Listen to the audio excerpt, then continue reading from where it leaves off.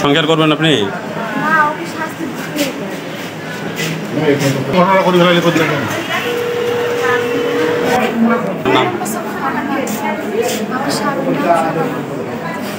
আমার শ্বশুরবাড়ি সবসময় আমাকে টর্চার করে অত্যাচার করে অনেকদিন ধরে সহ্য করে আসছি। রিলেশন করে বিয়ে করছি, কাউকে বলি না, মানে সব বুঝে সহ্য করে আসছি, কাউকে বলি না। এখন অনেক বেশি অত্যাচার করতেছে ইদানিং। কেন? ক্যাসিনো খেলা, তারপরে নেশা করে, মানে আমি দুইটা কথা বেশি বলতে অত্যাচার শুনি। আমি কথা বলতাম না, বাবার সঙ্গে বেশি কথা বলতাম, মানে ও যা বলবে তাই আমাকে শুনতে হবে। তারপর যা ভাবিরা ব্যবসা করে, সিনটা রাখি জানি ব্যবসা করে, মানে ওরকম মানে ওগুলো আমি ইয়া করি না। তো আমি সবসময় রুমের ভিতরে থাকি, ওগুলো ওদের চলে যায়। ওর ভাবিকে দিয়ে আমাকে কালকে মারছে, ও কিছু বলেনি। যখন নেশা খায় আসে তখন আমার সেন্স ঠিক থাকে না, তখন আমার সঙ্গে আমি যদি কোনো কথা বলি ওর উপর, তখন আমার সঙ্গে এরকম সংসার আমার হচ্ছে 4 বছর আসছে, 4 বছর হচ্ছে। হয়েছে 2.5 বছর। অনেক সময় বলে তোমাকেও কাটবো, বাবুটাকেও কাটবো। একদিন মাথার উপর ছুরি নিয়ে বসে আছে, আমাকেও কাটবে, বাবুটাকেও কাটবে, এরকম।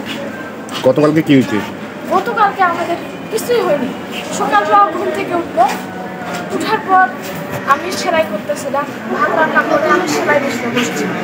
বসে উঠলো, ব্রাশ করলো, ব্রাশ করে বাবুটা চিল্লাচিল্লি করতেছে। আমি বলতেছি বাবাকে মধ্যে চিল্লাচিল্লি করতেছো, সেটা তো আমি বলতেছি আমি বাবু কেন আমার সঙ্গে কেন এরকম করে বাবু তুমি বলতেছো। তারপর একটা ভিজা তোয়ালা ছিল নিচে পড়ে, এই তোয়ালাটা দুদিন ধরে পড়ে আসছে, কেন উঠালা কালকেই তো পড়ে আসছে, উঠাবো উঠে আবার চেয়ারে রাখলাম। চেয়ারে রাখি বলতেছি চেয়ারে কেন রাখলা, আমি ধুই দিব, এখন তুমি ভাত খাও, ভাত খাওয়ার পর আমি তাদের চোখের সামনে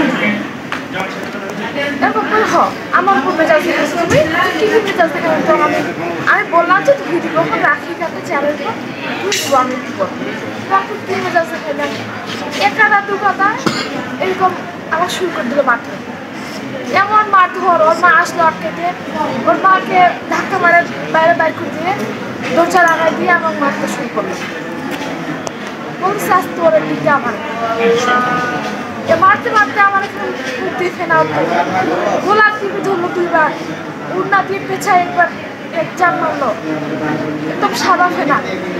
আমার বেহুশ, মনে হয় 5 মিনিট ধরে আমি বেহুশ হয়ে আসতাম। তারপরে বুঝতে পারছি কি জানি করতেছে, আমার সেন্স কিন্তু কাজ করতেছে ভিতরে ভিতরে, আমি বুঝতে পারতেছি কি জানি করতেছে। তারপর আমি বলতেছি একটু পানি দাও আমার, আমি মরে যাবো, পানি দাও আমার।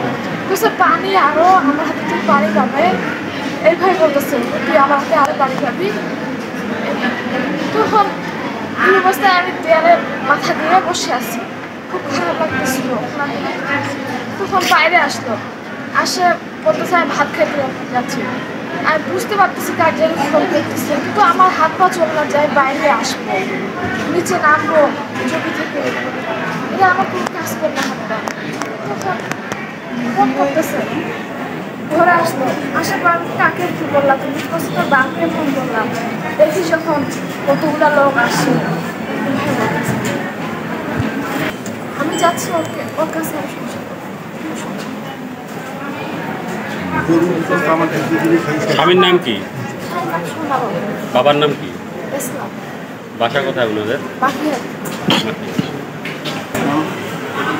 গ্রাম দক্ষিণ গোবিন্দপুর।